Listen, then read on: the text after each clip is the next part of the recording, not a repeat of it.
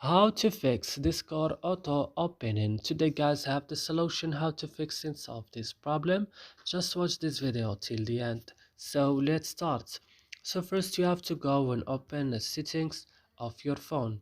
After this, go directly to apps or applications. Here you will find all the applications that you have on your phone. So what you should do, you have just search for Discord.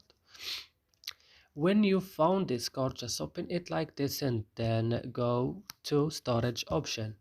Then click on clear data, click OK and go back and click on force stop and click OK.